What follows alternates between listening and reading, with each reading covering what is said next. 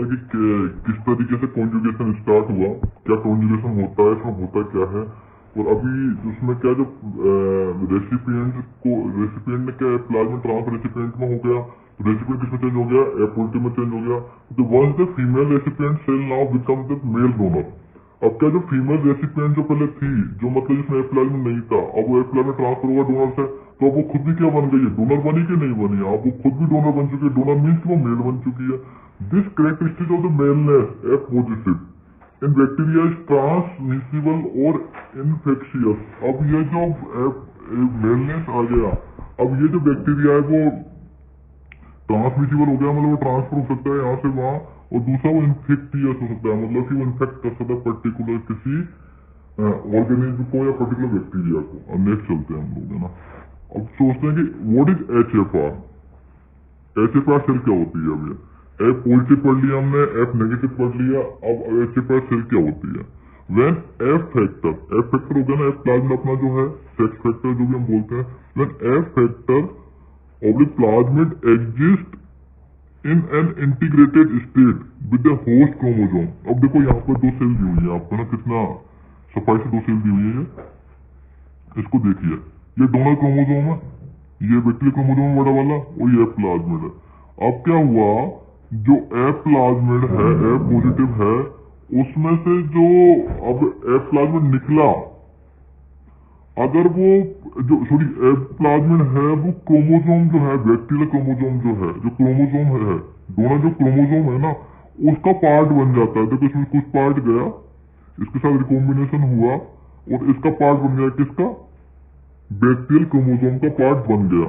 तो अब ये जो bacterial chromosome plus F plasmid दोनों से मिलकर एक जो जेनेटिक मटेरियल बना है, उसको हम क्या बोलेंगे अब, HFR। और ये जो जिस सेल में ये पाया जाएगा, जिस बैक्टीरियल सेल में ये पाया जाएगा, कौन, किसका कॉम्बिनेशन, दोनों का जुड़ा हुआ, दोनों कॉम्बिनेशन किसका, bacterial chromosome plus F plasmid, है ना।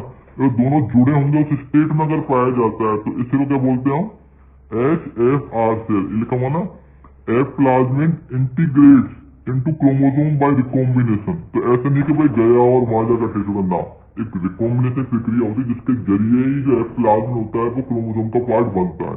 तो जो एफ प्लाज्मिड है वो क्रोमोसोम का पार्ट बन गया, किसका, बैक्टीरियल क्रोमोसोम का। तो इसको बोलते हैं हम HFR स्टेट, या ये जो सेल है उसको बोलते हैं हम HFR सेल। नेक्स्ट आइए, अब HFR कॉन्जुगेशन कैसे होता है, इसको किया हमने एफ पॉजिटिव एफ और एफ नेगेटिव कॉन्जुगेशन देख लिया था। अब देखते हैं HFR कॉन्जुगेशन कैसे होता है ना। देखो ये डोनर क्रोमोसोम है, डोनर क्रोमोसोम तो हो गया, देखो साफ साफ लिखा हुआ है ब्लू कलर में, और ग्रीन जो तो ग्रीनिश येलोइश ग्रीन जो है वो कौन सा, एफ प्लाज्मिड हो गया। तो एफ पॉजिटिव सेल तो ये नॉर्मल सेल होगा जिसमें एफ प्लाज्मिड पाया जाता है, सबको पता है, एक एफ प्लाज्मिड पाया जाएगा और एक डोनर क्रोमोसोम पाया जाएगा। अब क्या हुआ, HFR में कब चेंज हो गई है, आपको पता है, जब ये एफ प्लाज्मिड है जो थोड़ा ग्रीनिश और जो येलोइश है, ये किसका पार्ट बन जाएगा, जो ब्लू थोड़ा क्रोमोसोम है उसका पार्ट बन गया। यहाँ पर ये सेकंड वाले डायग्राम में ये कैसे हो गई, HFR सेल हो गई, है ना। अब आगे देखना है जो HFR सेल है इससे कैसे, अब ऐसे ये डोनर वर्क करती है क्योंकि इसमें एफ प्लाज्मिड तो है, तो इससे काइंड ऑफ डोनर, है ना। तो एक पर HFR सेल है, तो उस स्टेप तो सेम ही होंगी, है ना, स्टेप तो अभी भी वही सेम ही होने वाली है ना। अब क्या होगा, पहले वही कॉन्जुगेशन पाइलस बनेगी या सेक्स पाइलस बनेगी दोनों सेल्स के अंदर। ये एफ नेगेटिव है ना, तो नेगेटिव मतलब रेसिपिएंट है ना। तो रेसिपिएंट बैक्टीरियल सेल है, तो इसमें क्या कॉन्जुगेशन पाइलस बना।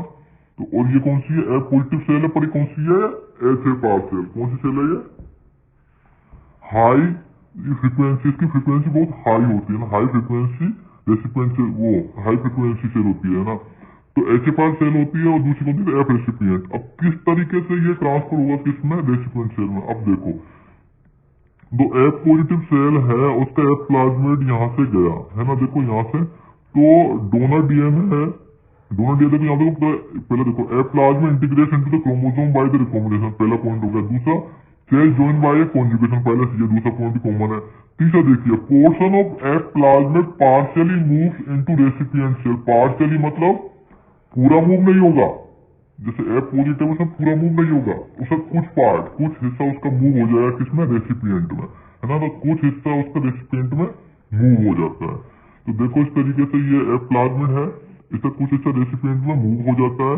Moving recipient cell trailing a strand of donor's DNA, और जो डीएनए है इसका डोनर्स कौन है, जो एफ पॉजिटिव है उसका जो क्रोमोसोमल डीएनए उसका भी एक हिस्सा लेके चला जाता है अपने साथ में, कौन, एफ प्लाज्मिड। देखो ये जा रहा है थोड़ा, ये ग्रीनिश भी है और ब्लूइश भी, दोनों जा रहे हैं किसमें, बगल वाले, और जो उसके कॉन्टेक्टेड जो बैक्टीरियल सेल है उसमें, जो जिसको हम बोल सकते हैं एफ नेगेटिव, और रेसिपिएंट जो सेल है उसमें दोनों ट्रांसफर हो रहे हैं, है ना। अब देखो इस तरीके ट्रांसफर होगा, conjugation ends with the piece of F plasmid and donor DNA the recipient cell. और अब क्या है, कॉन्जुगेशन पूरा एंड हो जाएगा, पर जो रेसिपिएंट सेल है उसमें क्रोमोसोमल डीएनए भी पहुंच जाता है, प्लस एफ प्लाज्मिड का जो है प्लाज्मिड उसका भी पार्ट पहुंच जाता है। देखो दोनों पहुंच गए ना, ये देखो जुड़े हुए हैं। इसमें नीचे वाले फोटो स्टेज में देखिए आप, ब्लूइश भी है और येलोइश और ग्रीनिश भी है ना। Recipient cell, the cell synthesize complementary DNA strand. अब भाई सीधी सी बात, आपको पता है, अब सेल तो वापस सिंथेसाइज कर लेगी इसको कॉम्प्लीमेंट्री डीएनए स्ट्रैंड को।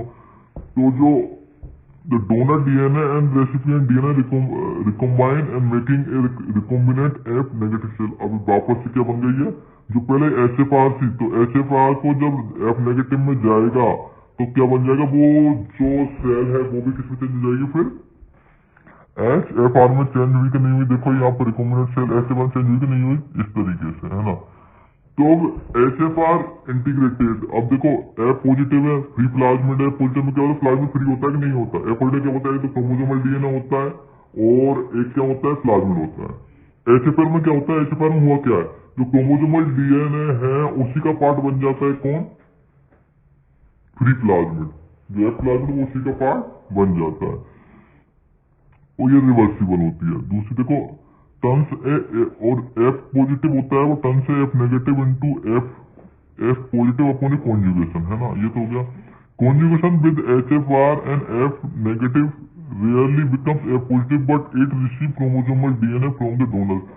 तो ये बहुत रेयरली जब HFR से कांटेक्ट होता है, या HFR और एफ नेगेटिव में जो कॉन्जुगेशन होगा, तो बहुत रेयरली वो एफ पॉजिटिव बनेगा, ध्यान रखना। वो मोस्टली एफ नेगेटिव ही होता है, क्योंकि उसमें पूरा प्लाज्मिड का पूरा पोर्शन आ नहीं पाता है, कुछ ही पोर्शन उसका प्लाज्मिड का उसमें आ पाता है। तो ये रेयरली एफ पॉजिटिव बनता है, ध्यान रखने की बात ये है। आगे देखिए, एफ पॉजिटिव और HFR रिवर्सिबल होते हैं, ध्यान रखना इस बात को, है ना।